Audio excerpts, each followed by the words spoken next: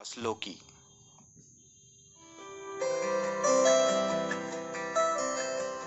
अद्भुत भारतीय संस्कृति वैदिक काल से लेकर वर्तमान काल तक अनगिनत विदुषियों के विभिन्न योगदानों की साक्षी रही है।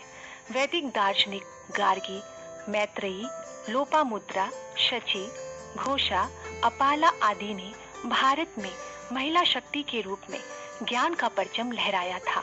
तभी से लगातार भारत की बालाएं किसी न किसी क्षेत्र में अपने आप को अद्वितीय सिद्ध करती आ रही हैं। ज्ञान, साहस, कला और कल्पनाशीलता के दम पर महिलाओं ने दुनिया भर में अनेकों कीर्तिमान स्थापित किए हैं। घर और रसोई की चारदीवारी से निकलकर नई जमीन तैयार की है।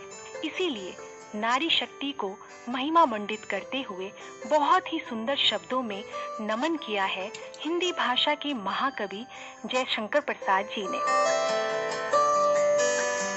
नारी तुम केवल श्रद्धा हो, विश्वास रजत नग पगतल में, पीयूष स्रोत सी बहा करो जीवन के सुंदर समतल में। हमारे समाज में बहुत सी महिलाएं हैं जो शिक्षा और साहित्य के क्षेत्र में महत्वपूर्ण योगदान दे रही हैं। तो ऐसी ही काव्यमयी व्यक्तित्व की धनी है श्रीमती सविता वर्मा गजल, जिनके काव्य संग्रह, गजल संग्रह, लघु कथाओं ने लोगों के दिल को छुआ है। इनकी कल्पनाओं एवं सृजन के लिए सविता वर्मा को अनेकों पुरस्कारों से सम्मानित किया गया है।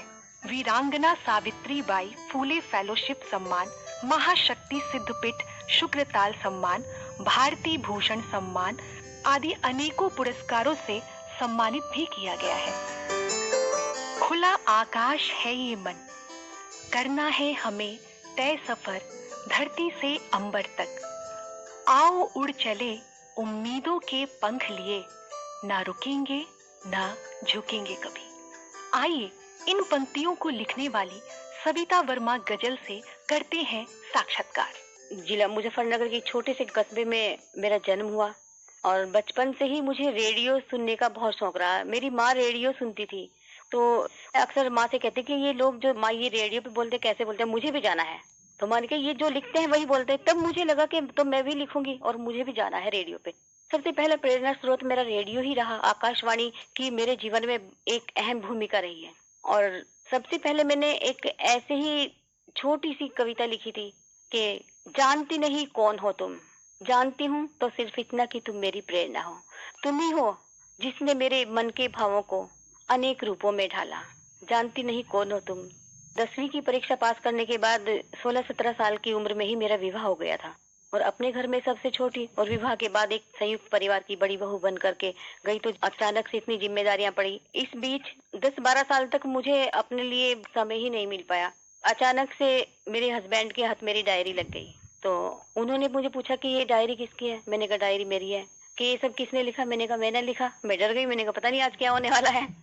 फिर उसके बाद उन्होंने डायरी पढ़ी तो कहने लगे तुम लिख ही नहीं सकती, अगर लिखती तो 10-12 साल ऐसे चुप रहती।